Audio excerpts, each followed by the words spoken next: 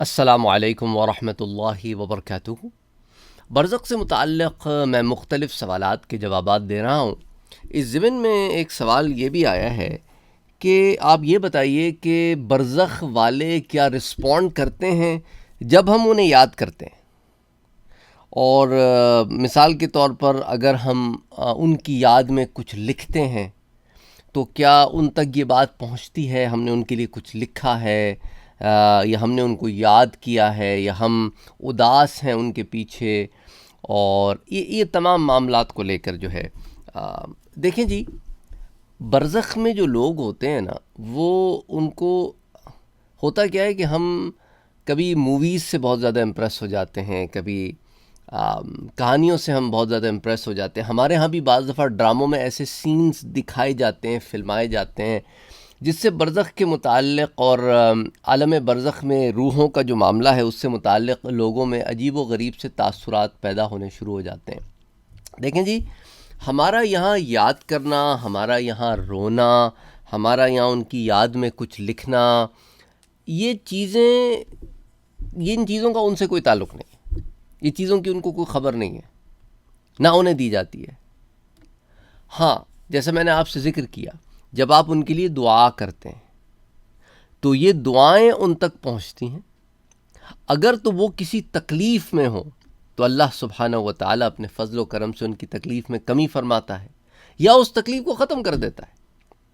ایک صورتحال اس کی یہ ہمارے سامنے آتی ہے۔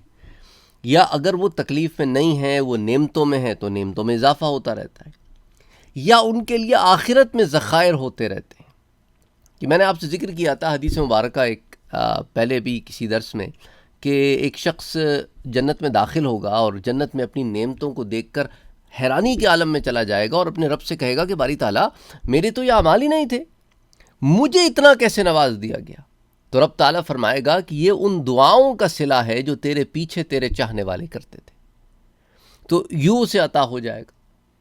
تو ایک تو یہ معاملہ ہو گیا کہ جب آپ دعا کرتے ہیں تو وہ دعائیں ان تک پہنچتی ہیں، وہ دعائیں انہیں تحفتاً دی جاتی ہیں، اور انہیں جب تحفے دیے جاتے ہیں تو انہیں یہ بتایا بھی جاتا ہے کہ یہ تحفہ تم تک کس نے پہنچایا ہے۔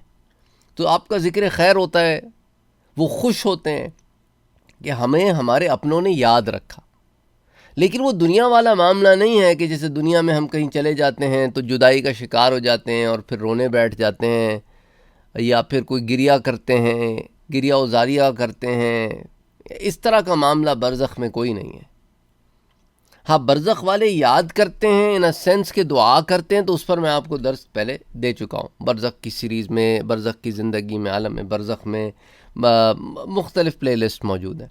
اچھا، اب اس کے علاوہ اب یہ معاملہ ہے کہ جب آپ ان کے لیے کوئی ایصال کرتے ہیں تو وہ بھی انہیں تحفتاً دیا جاتا ہے، کیونکہ آپ نے کوئی نیک کام آگے بھیج دیا ہے۔ دیکھیں، صالح اولاد نہ ماں باپ کے لیے صدقہ جاریہ ہوتی ہے، یا کوئی نیک عمل وہ کر جائیں جو صدقہ جاریہ ہو، یا کوئی ایصال کر دے کوئی نیک کام، وہ بھی انہیں تحفتاً دیا جاتا ہے۔ اچھا، ان کے لیے کوئی صدقہ جاریہ آپ کر دیں، انہیں اپنی زندگی میں موقع نہیں ملا تو ان کے جانے کے بعد آپ کوئی ایسا کام کر دیں جو ان کے لیے صدقہ جاریہ ہو جائے۔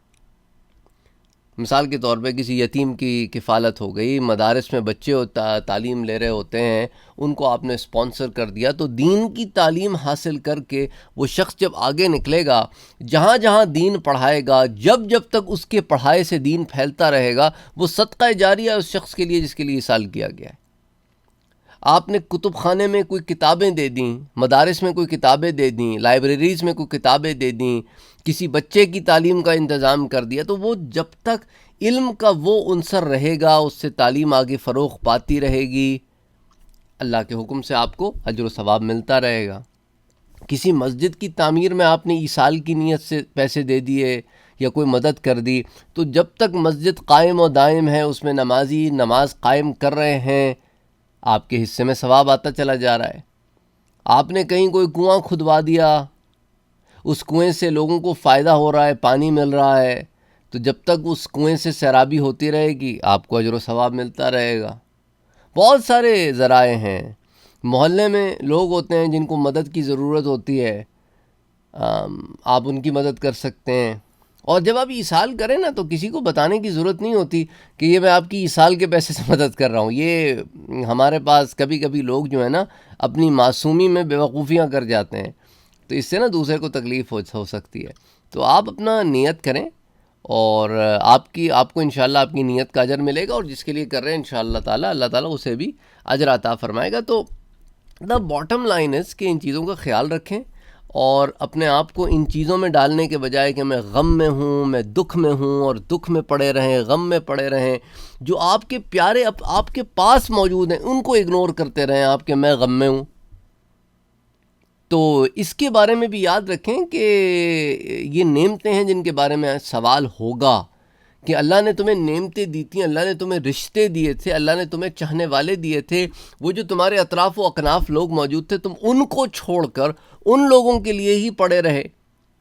حالانکہ تمہیں یہ بات بتا بھی دی گئی تھی کہ 3 دن سے زیادہ کا سوگ ہے ہی نہیں سوائے بیوی کے. بیوی ہے نا کہ شوہر کے لیے 3 دن سے زیادہ جو عدت ہے اس کے لیے اس کا سوگ کا ٹائم فریم ہے، باقی لوگوں کے لیے تو 3 دن ہے. تو اسی لیے باٹم لائن ہے کہ ہم دیکھیں نا، مجھ سے کسی نے کہا جی یہ تو بڑا مشکل ہے جو آپ بتا رہے ہیں. میں کہا اس لیے تو اجر زیادہ ہے. اگر کام آسان ہو تو مسئلہ کوئی نہیں، ہر کوئی کر لے. کام مشکل ہے اس لیے اللہ نے کہا کہ ان اللہ مع الصابرین، کہ بالتحقیق اللہ جو ہے وہ صبر کرنے والوں کے ساتھ ہے. تو اللہ سبحانہ و تعالیٰ کہہ رہا ہے کہ میں آپ کے ساتھ ہوں اگر آپ صبر کرو، اور آپ کہہ رہے ہیں نہیں میں نے صبر نہیں کرنا. صبر کا دامن نہیں چھوڑنا. یاد رکھو وتواصوا بالحق وتواصوا بالصبر، جو حق کے اوپر بھی جمے رہے اور صبر کے ساتھ بھی جمے رہے. تو جمنا جو ہے نا یہ بڑا کام ہے، یہ جمے رہنا اس سے بڑا کام ہے. جمنا ایک کام ہے اور جمے رہنا ایک کام ہے. تو اللہ سبحانہ و تعالیٰ سے دعا کریں کہ اللہ تعالیٰ ہمیں توفیق عطا فرمائے کہ ہم حق کے ساتھ جمیں اور حق پر جمے رہیں، اور اللہ سبحانہ و تعالیٰ اور اس کے پیارے نبی صلی اللہ علیہ وآلہ وسلم نے جو ہمیں تعلیمات دی ہیں ہم ان سے روگردانی نہ کریں، اور صحیح معنوں میں اسلام پر جمے رہیں. اور دیکھو یہ تمام معاملات دل کے جو ہوتے ہیں نا، جس کے اندر انسان کو اندرونی طور پر تکلیف ہوتی ہے، اس کی ہیلنگ بھی انٹرنلی ہوتی ہے. یاد رکھو آپ کو اگر اندر سے تکلیف ہوئی ہے نا تو اس کا حل بھی آپ کو روحانیت میں ملے گا. تو روحانیت کا دامن چھوڑ کے ظاہر داریوں میں آپ کو اس کی ہیلنگ نہیں ملے گی. اچھا ایک اور بات میں آپ کو بتاتا چلوں، ہمارے ہاں جو لوگ صاحب ثروت ہوتے ہیں، جن کو تھوڑا مال وغیرہ ملتا ہے، وہ کیا کرتے ہیں مدارس میں پیسے دے کے قرآن پڑھوا دیتے ہیں. مدارس سے بچے بلوا دیتے ہیں، قرآن پڑھوا دیتے ہیں، کھانا کھلا دیتے ہیں. اف یو آسک می، اگر آپ مجھ سے پوچھیں میں کہتا ہوں ایسا نہ کیا کرو.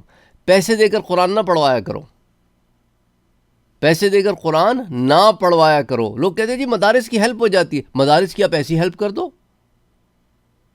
آپ ان کی ایسی ہیلپ کر دو، قرآن خود پڑھو. خود کیوں نہیں پڑھتے قرآن بھائی؟ روز ایک پارہ پڑھو، 30 دن میں ختم ہو جائے گا. اگر 4 بچے ہیں نا تو روز ہر بچہ ایک ایک پارہ پڑھے. خود کیوں نہیں محنت کرتے اپنے ماں باپ کے لیے؟ مدارس سے بچے بلاتے ہیں، وہ 100 بچے آ جاتے ہیں، وہ ایک دن میں 5 قرآن ختم ہو گئے، 10 قرآن ختم ہو گئے، کھانا کھلایا اور پھر بھول گئے، ختم ہو گئی بات. ہر شے کو ہم نے کنوینئنس بنا لیا ہے. مدارس کی ہیلپ کرنی ایسی کر دو، کسی غرض سے ہیلپ نہ کرو.